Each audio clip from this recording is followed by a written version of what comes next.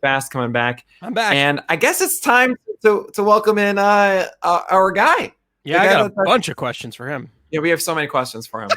Like a ton. So we're really looking forward to this. All right, 7 o'clock. I think it's time. Oh, Jesus Christ. Oh, my God. Oh, my God. What's up, guys? Hey, what's going on? Has there ever been, you are so Florida, man, that you are shirtless in your garage right now? I had to.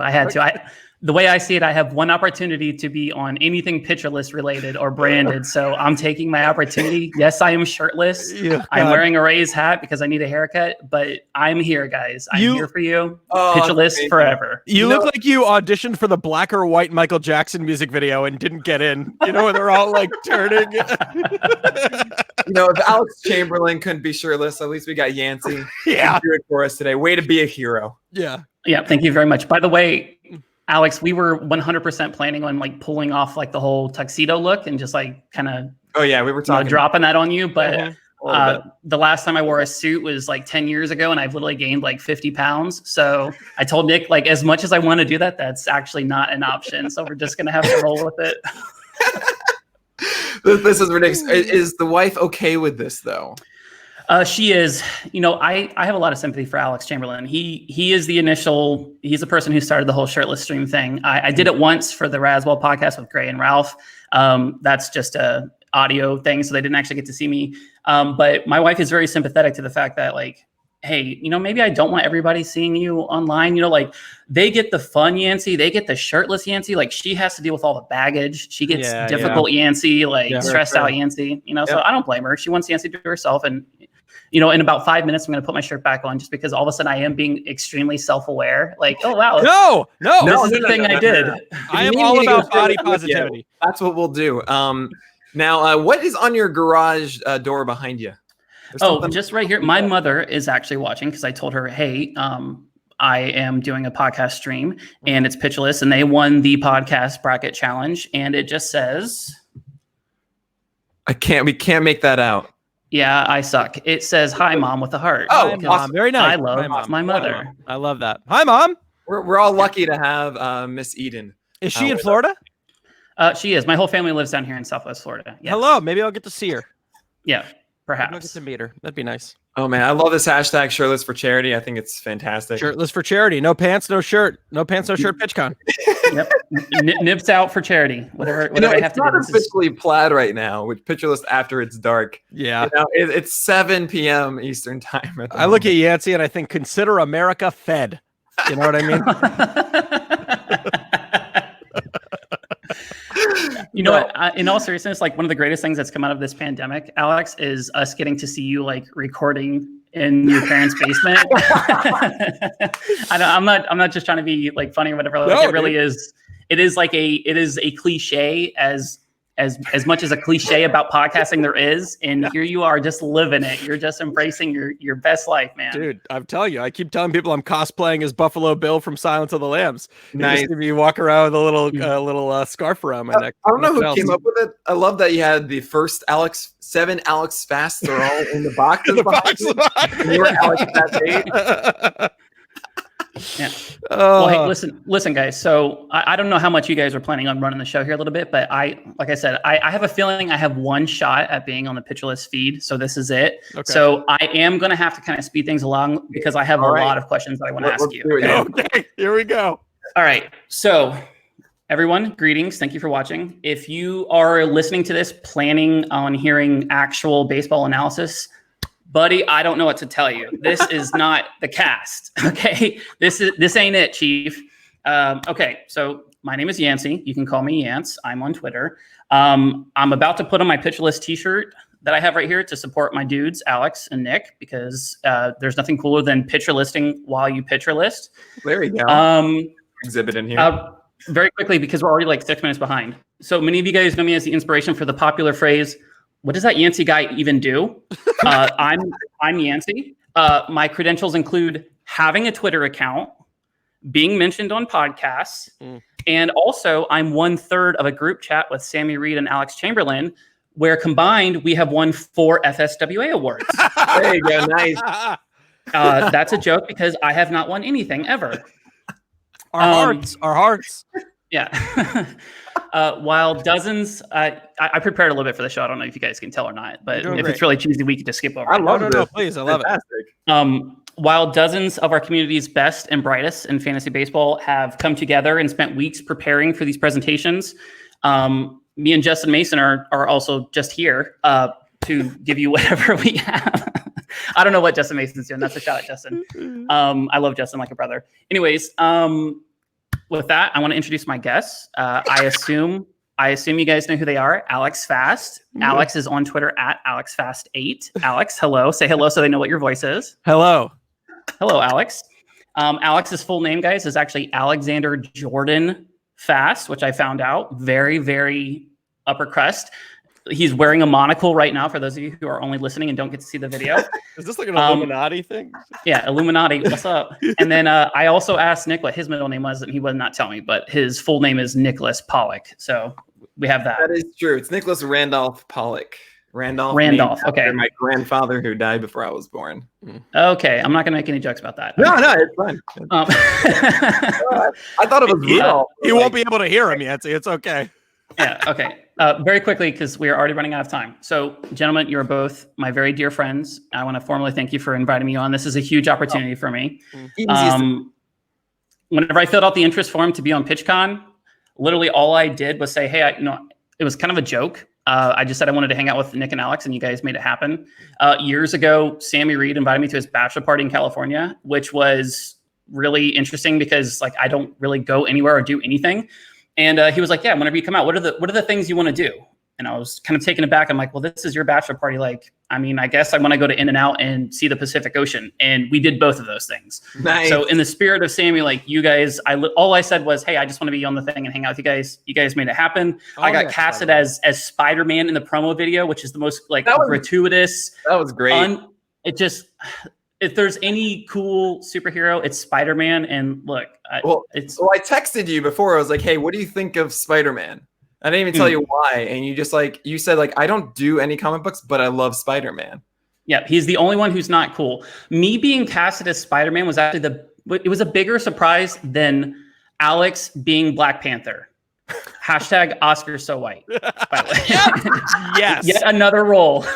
Dude, that was my first criticism. Yes. I loved it. Yeah. Okay. That was it. Yep. All right. I have a bunch of questions, guys. Like I said, I may have to cut you off because I'm already rambling. So if I'm trying to speed it along, it's just because I have a lot of questions and I want you guys, I want us to learn about who Alex and Nick are. Okay. Okay. So my first question is to Nick. You already mentioned what your middle name was. That was the first one. So my second one, why didn't you take my advice in naming this conference or this convention that Pitch Better Have My Money? It sold itself.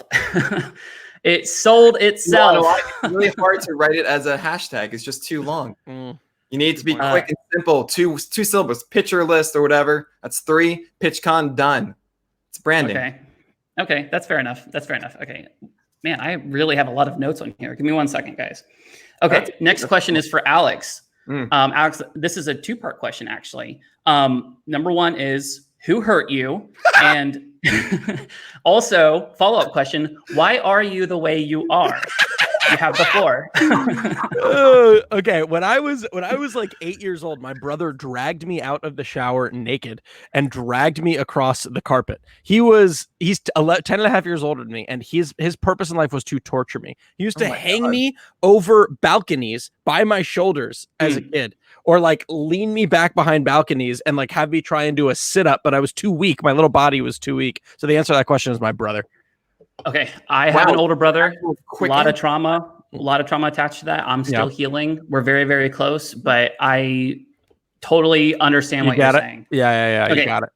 We're going to have a couple mini segments in here. The first segment is called Origin Story. Okay. Very quickly, I want to get a feel for who you guys are, where you guys came from, that type of thing. Okay. So I've heard bits and pieces. I've texted you guys, I've asked you, you guys have dropped little, factoids about yourselves on podcasts and whatever. So very quickly, we'll start with Alex because A is first alphabetically. Where were you born? How many siblings do you have? And were you a Krellboy in school? Alex? 2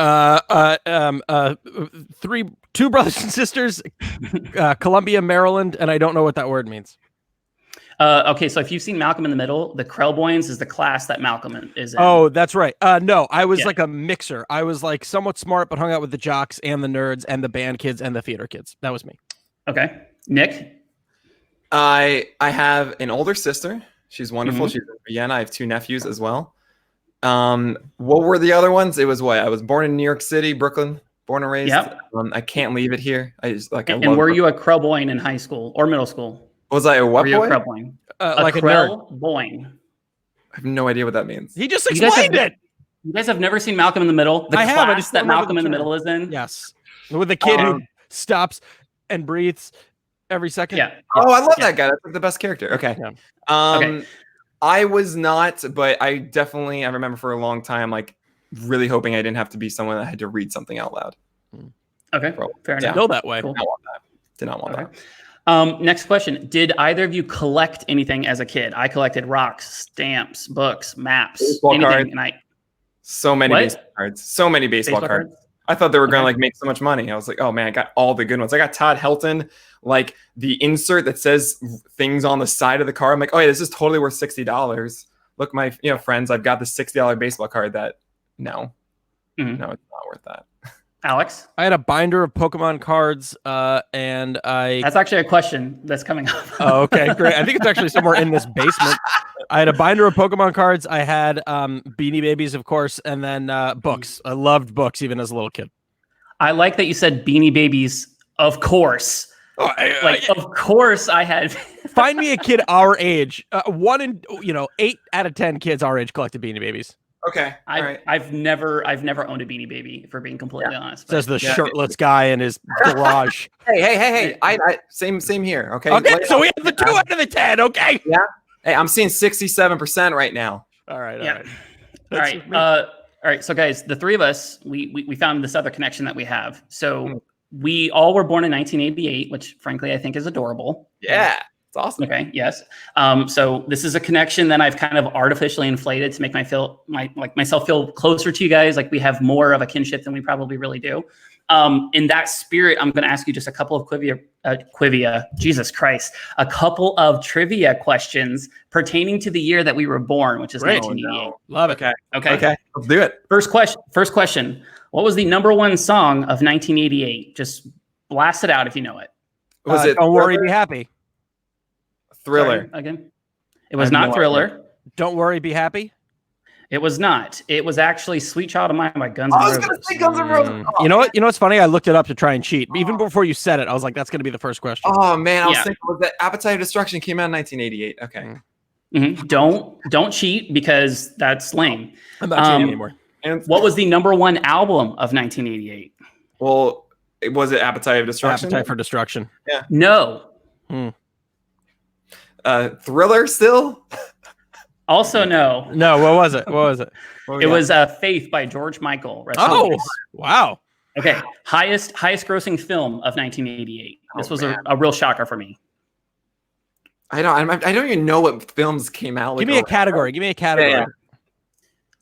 Sad? Is that a category? It's like Sophie's Choice. No, that wouldn't be a box office smash. Like the 90s, right? So that's not Schindler's List. I'm thinking like the No. Oh, That was I think that was like 91. Yeah. Was it Back to the Future? It was not. It was actually Rain Man, which was really surprising. Oh, that's interesting. Huh. Yeah, it grossed $173 million. It's just nuts. Okay, we have to speed up because I have a lot of questions. All right, go. The Academy Award winner for Best Picture. This film won a total of 9 Academy Awards. 9 Academy Awards. What won Best Picture in 1988? And it wasn't Rain Man? It was not. Was there like an Indiana Jones movie then? I don't know. No, it wouldn't have won 9. I can't even think of films of Is it like Terms of Endearment or something?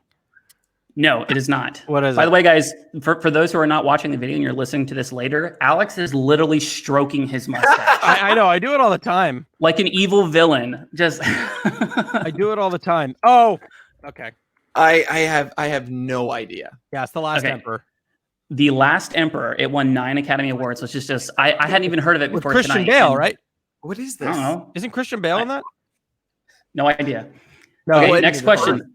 Next question. You guys may know this, maybe you don't. I only know this because I used to work with a gentleman in Target in my past career who he basically told me like, wait, you're born in 1988 and your wife is also born in 1988. He's like, you guys both have the same Chinese zodiac. You're not compatible. And like he had like okay, Nick just spoiled it. It is the dragon. It is the dragon, Year of the Dragon, which is like the most metal. I think the one after it is like Year of the Rat, which is just. Oh yeah, fast. You are too, right? May 1988 is Year of the Dragon. Yeah. So how metal is that? Honestly, very metal. Like we lucked out, right? Great beat 'em up. Okay. All right, and very quickly, I assume you guys graduated high school in 2007 because that's when I did. Is that accurate? 2006. 6. Yeah. Okay. Well, this question will suck then. You were young kids. You were the old kid, right? Very quickly, 2007. Okay, I graduated high school. You guys were still in high school, or you finished. Graduated. Math is hard. You already graduated. What was the #1 selling album in 2007? God. Hint: it is lame. Yeah, it's got to be some pop album. It's got to be like. Did Ricky Martin have another thing? I have no. Is it like I don't know if it's too late for NSYNC or Backstreet Boys, but I feel like it's in that vein. Oh man, Britney Spears. Official guess? No, not Britney Spears. It was actually Avril Lavigne. I'll give you the top 5: Avril Lavigne, Carrie Underwood, Amy Winehouse, which the Back to Black album is actually really good. Amy. Josh Groban, and then the Eagles. Surprisingly, the Eagles snuck in with a top 5 album, "Long Road Out of Eden." Yes. Wow. Like the live one with like the Spanish influence, like music on top of it. Like, there's a really good version of Hotel California. That's one. Okay. I don't know. I don't know. All right. So next fun fact, guys. Like I mentioned, the three of us, we're the 3 best friends. We are all born in 1988. Alex plays bass guitar. Nick plays guitar, and I play drums. Yep. Do you really? So that's right. Whenever you guys, when you guys are done messing around, let's jam. Who can sing? I can. You can? Yeah. Dude, let's do like a King's X thing. No. I have a plan. We all have to have kids, and then we start our Steely Dan cover band, Steely Dads. Oh no! I mean, it's just great. I get it, but the energy level was so high.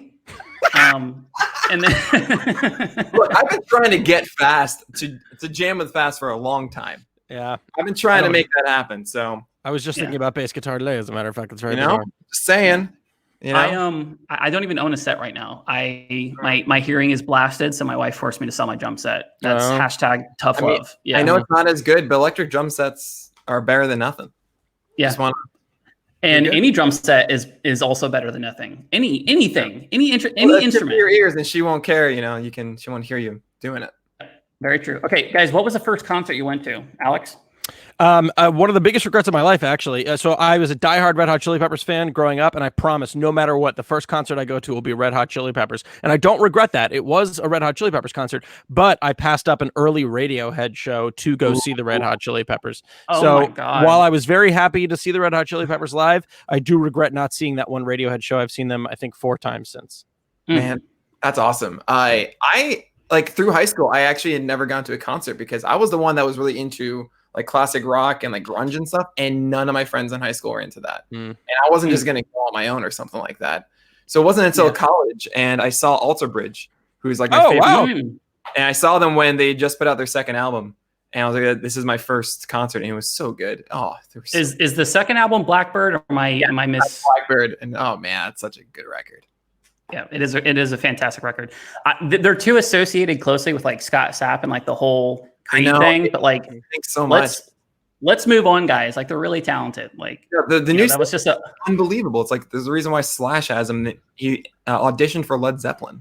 Did you guys know that Scott Stapp, off his first solo album, sold a song to the Miami Marlins, who tried to repurpose one of the songs from the album to be a theme song for the Miami Marlins? No. Let's go Marlins! No, it's like it literally is. It's like a stolen base. Like it's like seriously. And as a result, my friend bought a custom Scott Stapp Marlins jersey, and it's one of the best things ever. Oh wow! Okay. Okay. By the way, if you guys see me getting progressively shinier, it's because I'm recording in my garage, which doesn't have air conditioning. So like when I first came in here, I was like, Yeah, it's cool, but Sure. I'm already starting to feel it. So just please bear with me. If you pan to the right, is that where you shot your lightsaber video? Oh, come on. I feel so bad for that kid. It looks just like it. I feel so bad for him. Oh my gosh. I don't know, it ruined that dude's life. Star Wars kid, it ruined his life. It did, yeah. He honestly deserved better. Man, we have so many questions. This sucks. Okay, all right. First CD that you guys bought yourself. Nick, I'll start with you. I was 10 years old and I got $10 for my birthday. And my sister, who is a gigantic like MTV fan and everything like that, was really into the Backstreet Boys. And she said, hey, Nick, it's, I think it's your 10th birthday. It's something would be really cool and mature of you to get your own CD. I was like, oh, yeah, it's a really good idea. She said, well, that Backstreet Boys debut album just came out. I was like, oh, yeah, I'll get that. So I bought it. And then I realized what she did. And I mean, I understand. She was like a 12-year-old, like, I understand this, teasing a younger brother. And I listened to that endlessly because I couldn't prove to her that I got manipulated. So I know so much about this album. Manipulated. Alex, what was your first CD that you ever bought? Californication by the Chili Peppers. It changed my life. The opening of that. Listening into my cousin's car, the first note, the low E when Around the World, changed my life. So we just established that Fast is way cooler than me. Yeah, my first album that I bought with my own money was the live Rush in Rio album. Yeah, that was the very first album I bought, which Neil Peart passed away recently. Rest in peace, Neil. Like I want to say like, I learned playing to Rush, but anybody who knows how to play drums knows that's literally physically impossible. He's like one of the greatest drummers of all time. But like he was like someday I'll be able to be like Neil. You know what I mean? Like he was like that guy for me. I think the first song I ever learned was Limelight on bass. Mm-hmm. Yeah, I think that was the very first song I tried to learn. Dope. By the way, can I just say like this is like the most fun I've had in like 3 months. Great. Like poor wife. I've left my house I think 4 times in like 3 months.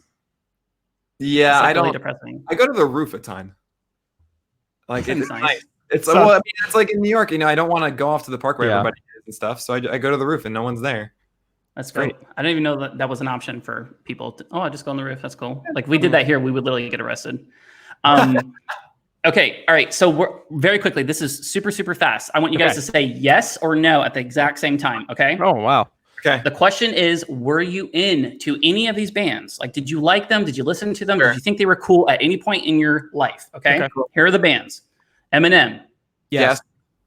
Yes. Linkin Park. Yes. No. Never?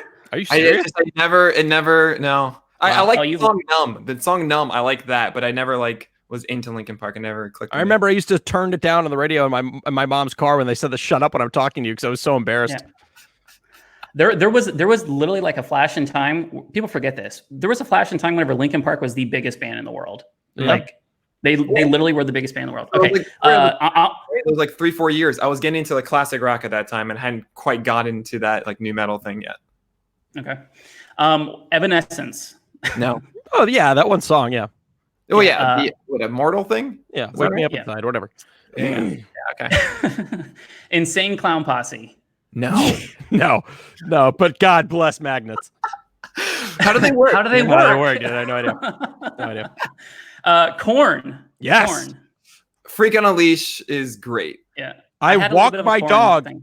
and go boom. I mean, that's all I have though. It's just that one song. No, not true. That's all Okay. I know. All right. Fall Out Boy. No. No. No. Hey. Yin Yang Twins. No. Hell yes. Hell yes. That's what I have to say about that. Okay. Usher. Did you guys get into Usher? No. Oh, I extremely got into Usher.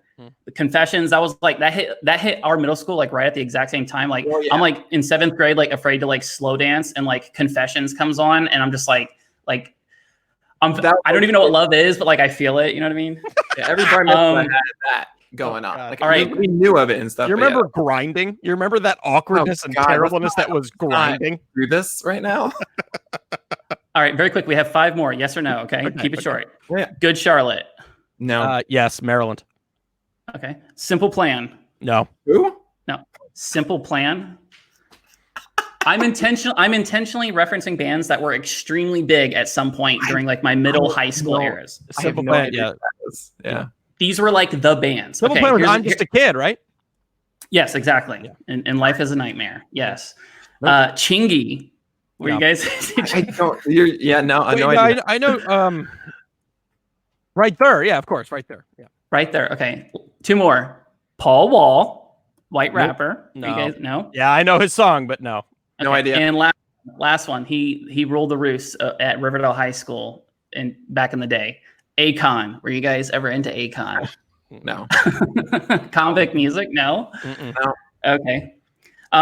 Very quickly, if one stands out, just say yes. 3 Doors Down, Uncle Cracker, Puddle of Mud, Black Eyed Peas, Sum 41, which is actually the first band I ever saw in concert, Sum 41, My Chemical Romance, Green Day, or Limp Bizkit. Did you guys ever have a phase that involved any of those artists? 100%. Not really. There was like a very brief moment, I think, with Limp Bizkit. They had like 4 songs or so. I was like, all right, I'm good with this. But otherwise, not really. Like maybe like one song from here and there. You know, like She Drives Me Crazy. I think it was. That's Fine Young Cannibals. No, yeah. What's the She's effing crazy. Oh, that yeah. one. Yeah. That's Puddle of Mud. She effing hates Yeah, Puddle me. of Mud. That was along the list, though. I'm saying. Yeah, she effing hates me. Yeah, she hates Puddle me. Puddle of Mud also had Blurry, which is like actually like a low key, really, really good song. So I'll stand for way in the beginning. Bum bum bum bum bum bum bum bum. That's fine. They're doing like. You want to do it again? I'm not sure. Oh yeah, I'll try you one more time. All right, what was you guys' favorite band in high school? I mean, I was in a Led Zeppelin phase. I was just like, it was like a year or two of just that. I'm a very, very obsessive and passionate person, and it was the Chili Peppers more so than you could ever imagine. You know, countless DVDs, countless books of bass tablature. Wanted to get the tattoo of their symbol on my arm. Joined the fan club. Knew everything about them. Knew every lyric. Knew every song. Knew every track. Knew everything about the tracks. Just really, really everything. Every night would go in my room and play through Blood Sugar Sex Magic or Uplift Mofo Party Plan or whatever. Mother's Milk on my bass. Just obsessive. Yeah, I had the Greatest Hits album, and I got that for Christmas. I was so happy. I remember Red Hot Chili Peppers. I definitely had that phase. They've faded, but yeah. They started to fade after, what was it? Like Stadium Arcadium was fine. It's like a double album. Yeah, Stadium Arcadium was a bit too much, and then everything after that was just. But now John Frusciante's back, so who knows? Yeah, it's lit. If you guys had to listen to one album forever, just the same album over and over again, what album are you listening to? Like 20 million albums. Oh my god. My mind goes to Something by Dream Theater, like one of those, because there's just so much to it. I could listen to Blackwater Park also by Opeth. Man, Devin Townsend's Accelerated Evolution. So good. I think I'm right. It's a billion. I mean, whatever. I'll just go with Ziggy Stardust. The original Rage Against the Machine debut. Oh, that's a good one. Super Unknown, Soundgarden. All right, fine. Okay, very quickly. Same theory. Yes or no. Immediately after I say it. Okay, we have 32 minutes left. I'm literally having a panic attack. This sucks so bad. I spent like weeks on this. Go. Okay. Go. All right, Jinko jeans. Did you wear them? No. I don't know what that is. Did you? What? Just say yes or no. All right. Did you ever own a Gigapet? Yes. No. Did you ever wear an Affliction t-shirt? No. Did you ever have a conch shell bracelet or necklace? No. Nick did. No. Come on, Nick. I don't know. Okay. Because he's so tall, it was actually just a full seashell. It was one of those, like, you go to a camp and they have like the shells and stuff. Like, no. Okay, I gotta cut you off. Yeah. Did you guys ever wear anything Ed Hardy related? No. Did you guys ever play with Pogs, Beyblades, or Pokemon cards? Yes. Pogs. Yeah, Pokemon. I still play with Pokemon. I don't care. All right, and lastly, did you guys ever own a pair of Crocs? No. What was your AIM username, Nick? Base kick. I liked baseball and kickball. Alex. AJF 5688 and then RHCP Flea 8. So mine was Yancy Pants 44. Nice. Not great. All right. This next theme is it's called Twitter. Very original. Okay. Who is the first person that followed you that made you feel like you have made it? For me, it was Eno Saris. He follows 13,000 microbreweries, but for some reason it took like 3 years longer than I felt personally it should have for him to follow me back. But when he did, I was like, oh, I have made it. So who is the, oh my God, I made it? Alex, let's go. Oh man. Like Lucas Sims, like the first pitcher. I was like, whoa, a pitcher follows me. Lucas Sims. David Cohn. Oh yeah, good one. Yeah, we tweeted out one like a thing of his perfect game, and he like followed and then said like love it or something like that. I was like, oh my God. Okay. What is one thing that you guys would consider bad Twitter etiquette that people do all the time that just drives you up a freaking wall? Retweet if you agree, like if you hate it. Oh yeah. Yes. Yes, that is the nut low. I mean, I don't know if it's necessarily etiquette. I just say when people are negative at others, like, why do you need to do this? Like, go talk to them if you like are not into them. Don't just publicly shame someone. Yep. You know, just like if you don't agree with how they stand on it, don't just like call them out and try and like pump your chest out or something. Like that's just I will agree. In the spirit of transparency, this whole COVID thing has kind of got me a little rattled. And like saw that today. There's been a couple times where like I'm getting a little nasty at people. Like, do you even science? You know what I mean? So like I have to step back, kind of like apologize. Like I'm talking more about like opinion, like fantasy baseball takes and stuff, which aren't that too. An actual impact on, you know, are people living or dying out there. So that's more what that's directed to. Like I understand where you're coming from. Yeah. But yeah, it's to do this. All right. So you're at AlexFast8. Okay. Which whatever. Nick, you're that didn't even, I didn't mean for that to be a joke, whatever. How much would you guys pay to own at Alex and at Nick? For reference, the Alex name, username right now has 2.8 million followers. At Nick has 7,238. So Alex, how much would you pay to relinquish ownership of at Alex? $0. Don't care. $0. Don't care. Okay. I feel small. Nick, what's your answer? I would pay as much as I need to just get the at Yancy handle. Yeah. Okay. I think I told you guys this story. I know. And that's what I would do. Whatever it would take to get it for you is what I would actually do. I appreciate that. Long story short, the guy that owns at Yancy, I reached out to him a number of years ago and I was basically saying, hey man, let me get the handle, dog. And he's like, well, why do you want it? And I literally said, well, I'm starting to do a podcast and stuff and it's just easier, for branding purposes. And this guy literally told me, he's like, all right, yeah, $10,000, $10,000. That's a car. For those of you who live in Florida, that's literally like a year's worth of rent. Like I was like, no way. The guy goes on his Twitter account after I say this, and he literally changed his about me to just another white guy with a podcast. And if you guys go look at it right now, I'm not kidding. It still says that. This dude has low key been like shading me for like 5 years. It is so disrespectful. And it's petty, Alex. And when you said, oh, 0, I don't care. I was like, oh my God, I have to really reevaluate my life because I care so much and I hate that I care. Man, this is why I want to buy it. Only white guy without a podcast. I want this so badly for you. I don't care about getting Nick. I want to get Yancy.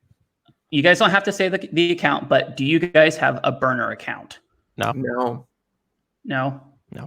Yeah, me neither. What is your favorite type of question that you get asked a lot on Twitter? Like, what's the one thing that people keep asking you? Like, you know what? Actually, I don't mind answering that.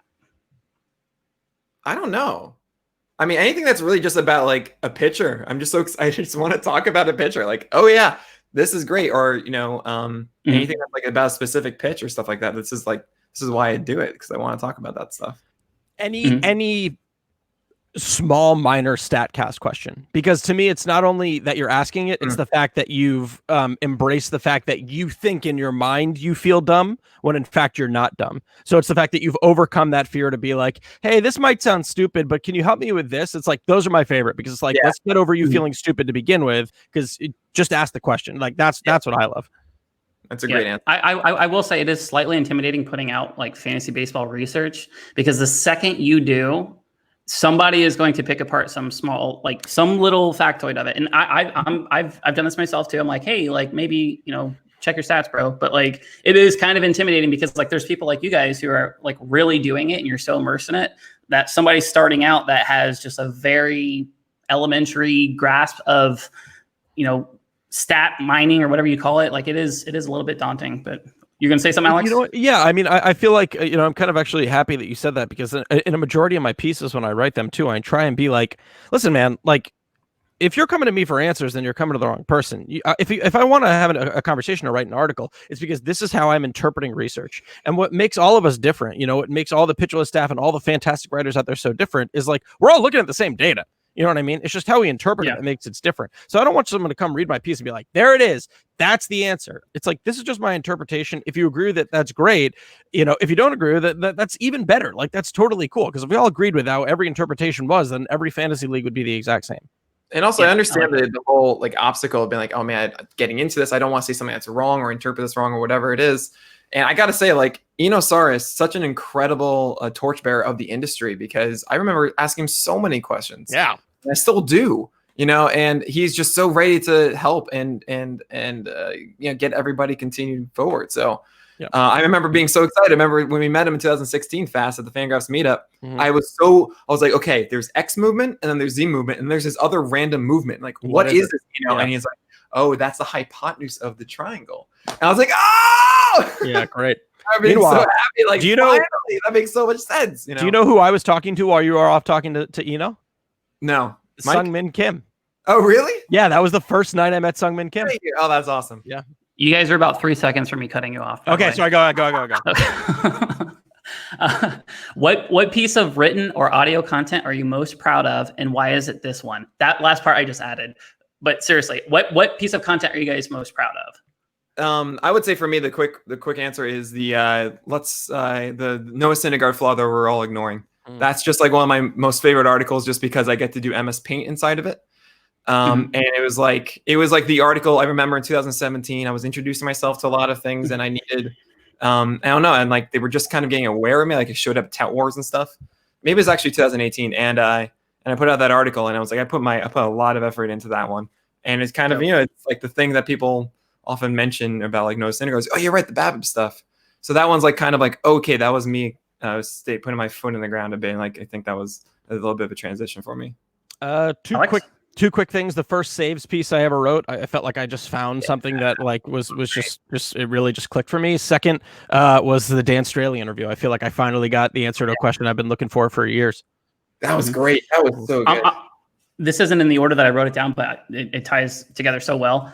I'm not asking what your favorite one was, or your favorite, or your best, or whatever. What is the interview that you guys did with a player that caught you by surprise the most? I was really surprised by the Dan Straley one, just because like it was like a blend of he's extremely curious, but also humble, and like he's gone through so much, but like he's also still really entertaining, and like he's approachable. He's not guarded with the information he has gathered. Like it was this culmination of like, oh my God, this guy's like amazing. And like even with Luke Weaver, I was like, that's like a dude that I want to go like paintball with. 100%. Yes. Like he's the chillest. I don't even care if he gets rocked this year. Like I'm like, yeah, that's my dude. It's like who surprised you the most?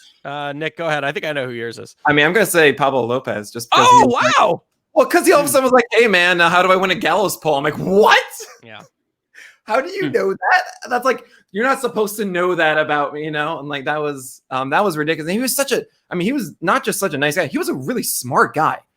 And I don't think, it's something we don't know these players, like how they actually are and stuff. And I don't think a lot of people would, just assume like this guy's super intelligent and knows exactly everything that he's doing and stuff. And that was, I already liked Pablo Lopez, obviously. And I just really started being like, man, Pablo Lopez, he's the best. He was going to be a doctor. I mean, I'm gonna take what I thought was gonna be Nick's answer, and that's Jameson Tyone. Just being in a room with him and then having him engage with us in that way, have him be so nonchalant and so open and honest, and just so excited to talk pitching, really took me by surprise. We could have stayed in that room for hours. Oh yeah, definitely. Yeah, Fast was the one that had to end that. I was like, yeah. I was like, Nick, it's this is why I love Fast. Like, we got to stop, and I'm like, oh, but okay, one more. Yeah. All right, next question, guys. I asked Bubba this a couple weeks ago whenever I was on Bench with Bubba. So as an analyst, as you guys are like a public-facing analyst, what is one area that you guys want to improve? It can be your written work, how you research, podcasting, anything like that. What is one skill that you guys wish you could improve on? Or you're trying to improve on? Yeah, I think I need to I would like to be more stats in depth. I feel like I kind of don't go so deep into them as much. Like I see like the stuff that Alex Chamberlain does, for example. I'm like, man, I don't I don't do that as often as other guys do. And I feel like that's certainly something that I can be better at. I mean, I generally have more fun just talking about like the things I feel best at, which is watching a guy, understanding that. And obviously stats are involved with it. But I feel that I can, the real nitty gritty of stuff. Like I feel like I can still be much better at that. Yeah, ditto. Retention, like just retention of interconnectivity of stats. You know what I mean? Like just finding out how things interplay with one another and feeling much more confident in it. I mean, I think one thing that I know I still suffer from extremely is imposter syndrome. Just like constantly feeling like I don't know my stuff, and I just need to. The only reason I know what I'm talking about is because I have hours to study beforehand. So I think also just like establishing more of a sense of confidence in myself to feel as if I know what I'm talking about. And the only way that's going to come is by reading more and learning more and being open to learning more. You know what I mean? Just like constantly having a sense of like admitting I'm wrong when I'm wrong, admitting when I don't know things, which there are plenty, and then going on from there.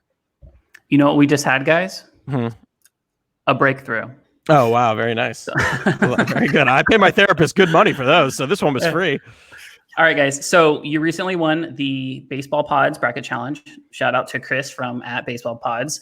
I wanted to give you guys this opportunity to highlight one member of your team, the entire Pitcher List umbrella, that had a part in this. And I understand that there's a lot of people who you don't necessarily hear on the audio feeds. Like we know that Dave Turman's on there.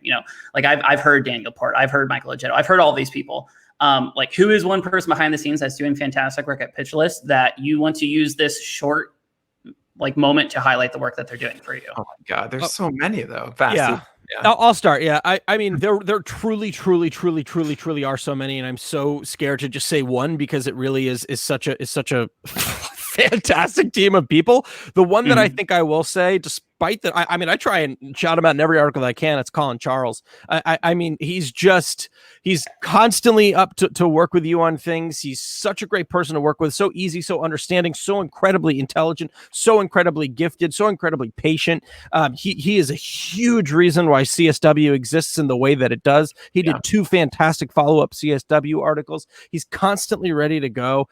I mean, and this is a guy who like lives on the West Coast and like I believe he has kids too. Like, so the fact that he's not like, he just has a wonderful newborn. Yeah, he's a newborn. So the fact that he's just not like any given second, like I can't deal with you, is insane. And I've asked so much of him at times. He's never complained. There are so many people, but he just jumps out to me. Oh man, okay. I'm going to do multiple because I'm sorry, I have to. There's David Finkel. It's your show. You do what you want. Colin Charles, who's just worked so hard to really get the database where it is right now, and things that, I mean, we have a lot of things that we want to be doing, and the work he's put into to create this is just absolutely phenomenal. And I look forward to his moment to really have that true spotlight because he so much deserves it. Same with Dan Wist. I mean, to put that 5.0 site up and to create it and develop it. And actually, Dan Wist was volunteering to help out with the site for ages just because he wanted to. He actually was started as a supporter and then came on because he was like, just messaged us on Discord. I'm like, hey, I can help with that stuff. He actually originally had applied like years ago. I guess I didn't see it. I feel really bad. But Dan Wist is like, I mean, so many things, the way that Pitch List looks as it is because of him. And obviously, I mean, I could give a ton amount of praise to Justin Paradis, but I feel like, my God, yeah. I mean, that's just the reason we have the graphics as we do is because of him. Yeah. Behind the scenes, though, who actually isn't even with us anymore, but nevertheless, I think did so much for us was Jay Dunbar with the editing team. We have editors with us, and it kind of started because, guys were doing it anyway. And I was like, okay, I need to pay you something for it, but we didn't have any budget for it. And Jay was the manager, just oversaw it for like a year and a half, essentially. And he did such a great job. He created an entire style guide, really set the tone for it. And unfortunately, he has a real job that you need to focus more time on. And then thank God. When you said he's no longer with us, I was like, I'm not sure if he no. I'm just going to be quiet. Oh my God, that is horrible.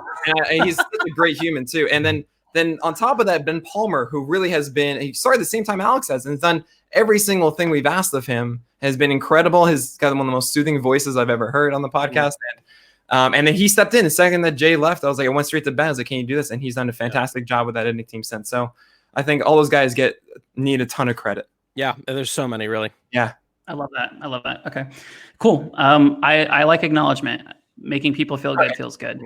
All right. So do we have a hard out at 9? Who's behind us? At 8. It's at 8, and we have baseball is fun panel with said Ben Palmer and Chris Towers and Clay Link and Jake Seeley. So you better hurry up, Yance. Well, to be honest with you, no, actually, I'm not going to say that. There's an inside joke in there that a couple of people know about, but I'm not even going to say it. Okay, this next question is from my lovely wife, Malika. She wants to know if either of you will be keeping your short haircuts because she thinks they look good. Oh, nice. I have no plans to. I want my hair back. No, my wife very much misses my long hair. You guys literally look like UFC fighters. With the Wait, just my stomach. The only time I've ever heard that in my life, and probably for my entire life. We are in totally different weight classes, by the way. Yeah. All right. My next question. This is a new segment. It's called "Let's Get Political."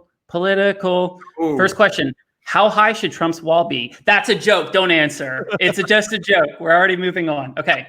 All right. This is the meat and potatoes of the show, guys. Okay. What is the ultimate goal for the Pitcher List brand? Okay. Assuming everything works out exactly as you guys have planned. We actually have baseball this year, next year, et cetera, et cetera. You guys are able to do the things that you have in the pipeline. Pitcher List 9.0 comes out and it's dope. Everybody loves it. You guys are able to get the support from the community that you guys need. Nick, I know we've talked about this a little bit in like the Discord chat and stuff, but like what do you guys want out of Pitcher List? What is the end game? I'm going to let Fast go first. Okay. Whatever keeps Dad happy, No, I mean, a full-reaching network that I think moves the sport forward. That sounds very vague, but anything that does that, like thinking about like having a place that people can come every single day. That's like, here's a video that's 3 minutes long of the best things that happened in baseball the night before. You know what I mean? Here's everything that you need to know. Something that's more far-reaching. Something that gives us anything that gives Nick and I an opportunity to talk about baseball all day, every day is where I think where I would love to see Pitcher List go. But Pitcher List has a fantastic, like many other independent baseball sites that who are hosted by people that we've come to know. It's got a fantastic grassroots following. You know what I mean? And so in many ways, where I want Pitcher List to go is where I want the people want Pitcher List to go. You know what I mean? Because that's what makes it. That's what makes it so good. And that sounds like such a political BS answer, but it's really true. You know what I mean? Like, I'll talk about whatever when it comes to baseball. What I want to do is get more people interested in the sport of baseball. So whatever leads to that is where I want Pitcher List to go. Yeah, there's no point in making stuff for us. Yeah, that's not why we do this. We don't do it for us. We do it because we want to create things that people want. Yeah. And in my head, what my dream is to have essentially a fantasy MLB cave where it's just like all the people in the industry and everything. We're all just hanging out all day and just doing fun baseball content. Let it be things in the morning. That's just like, hey, here's our morning show, that kind of stuff. Leading into this person having this thing. We go to the cages and showcase how bad we are actually at the game. Everything that like is just in-house. We're all in a place just creating this kind of content throughout the entire day. That is my ultimate endgame dream, not reliant on, people say, oh, when are you going to sell out and stuff? I'm like, never. I don't want to be bought out by something else or anything like that. I want to do this. I want to I want that reality to exist. Yeah. So that's my dream with it. This is the thing that we had discussed before that I was curious to see if we could flesh that out tonight. I'm glad you said it. I think it's the coolest idea. And I think one of the reasons why Pitcher List is so popular and why you guys do have like this, this cult following, I guess is the right word, is that like it's singular in its focus, which is baseball, but it's everything with baseball. It's really comprehensive articles. It's lists, it's fantasy, it's gifts, it's content, it's interviews, it's all those different things. And it's really hard. Most of the time, whenever you see a site online, this isn't a shot at anybody else because I produce absolutely zero actionable content in my entire life. It's one thing. They do one thing. You know what I mean? MLB trade rumors, they do player news, and this site does that. But you guys are kind of everything, and I think that it's really a testament to the growth that you guys have seen. I mean, I started doing one thing, and I still only do one thing. So that's a testament to the people that have joined along the way, and like how much this is built by strangers is what I say often. Like I didn't know these people, and they're just incredible. And the fact that we have this batter's box team, that we have the gift database, that we do all these things are possible because of the people along the way that have brought it. Cultivating talent is a talent.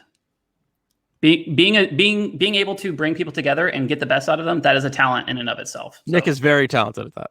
I agree. I agree. Put the mute button on him. Put the mute button on him before he deflects. We're on the last segment. We have about 10 minutes left. So let's try to get through these. Speed run. I wanted to save a little bit more time for these because these are the most important questions. This is what everybody wants to hear. Okay. This is what people have been waiting for from you guys for dozens and dozens of podcasts. I'm going to give them what they want. Okay. Wow. All right. The first question. What is a belief about life in general that you guys currently hold? What is something that you think is true, but that you think you're most likely wrong about? So what is something that you guys are grappling with? It could be life related. It could be relationship related. It could be work related. What is something that you guys are currently on the cusp of, like, I've known this thing to be true my entire life, and I am currently having to revisit that? Wow. While you guys think about this, I'll give you an example of what I mean. Okay, I told you I have one shot at this. Okay, I'm going hard. What's the example? As an example, I read Guns, Germs, and Steel by Jerry Dime. Great book. I recommend this book all the time. Okay. Yeah.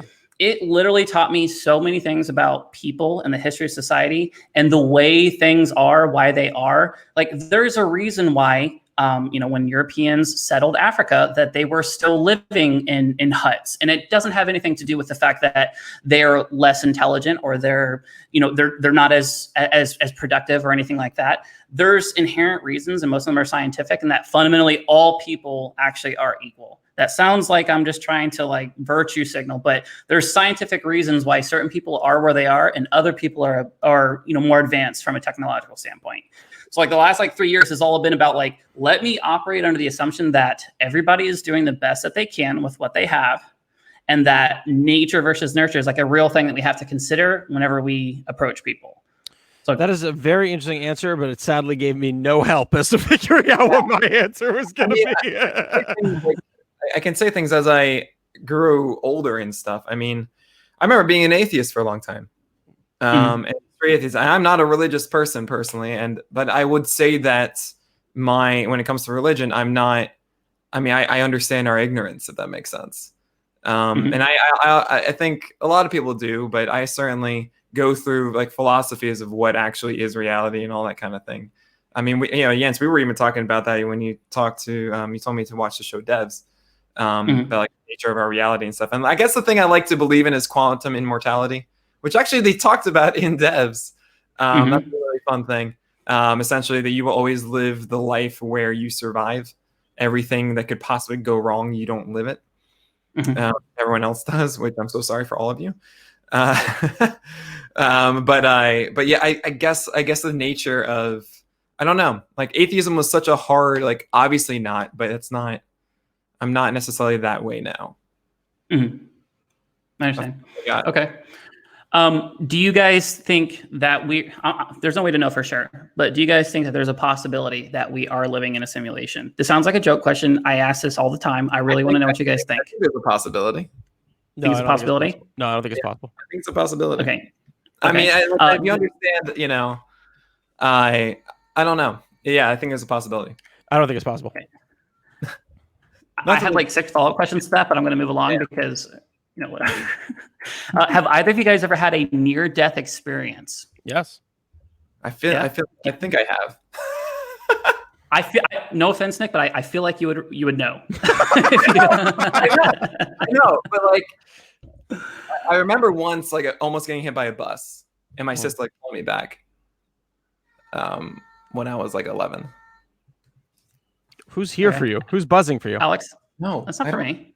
No, it's Nick. Nick, someone buzzed Nick. I don't know why. Oh, okay. we have 5 All minutes. Right, yeah. When I was 18, I got in a terrible car accident. I got T-boned, almost trying to make a left turn.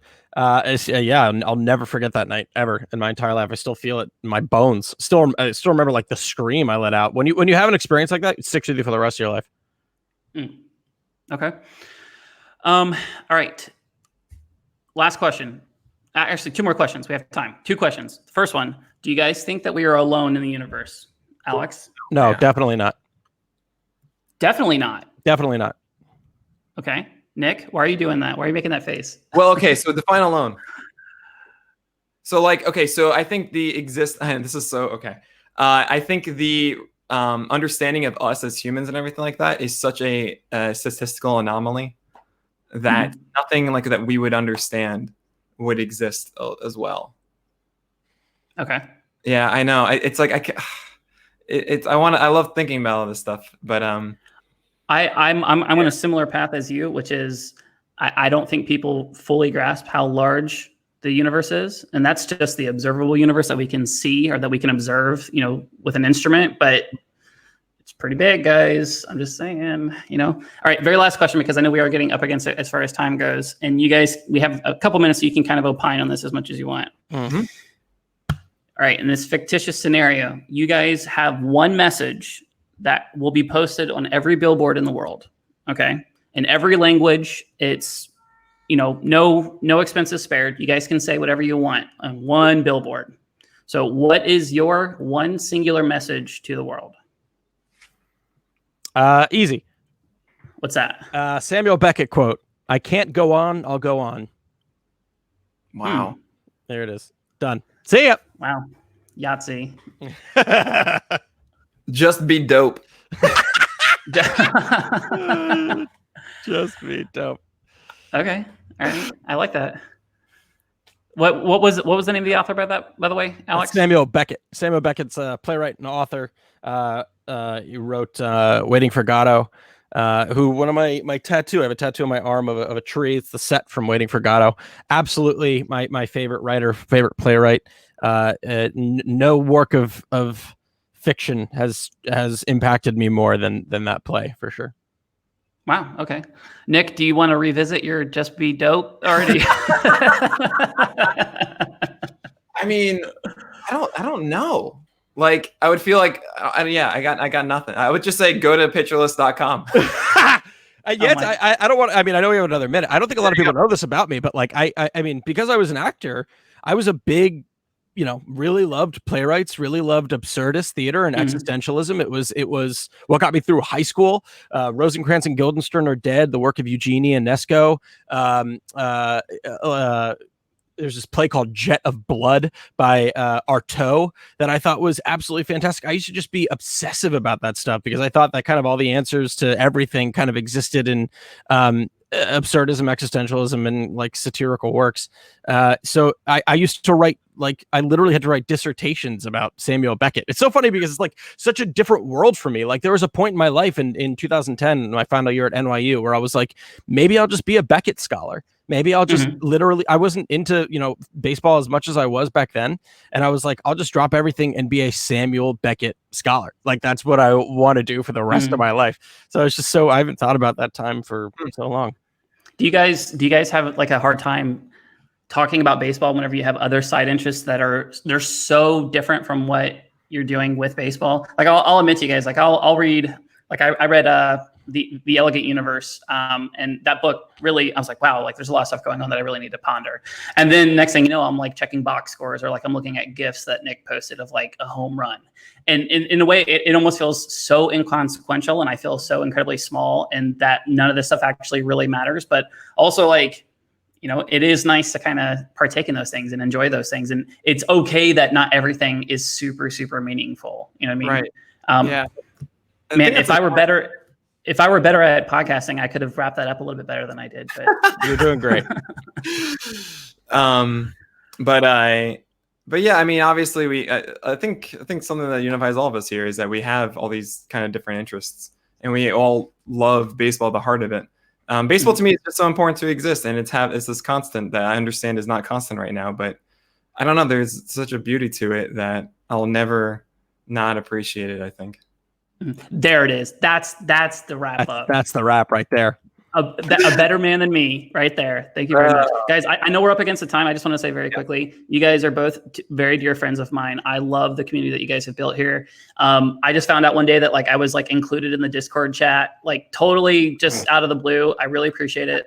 You guys are a great ambassador for what content creation can look like, what building a community the right way looks like. Thank you for having me on here. I hope you guys continue to support Pitcher List and Feeding America is what it's called, I think.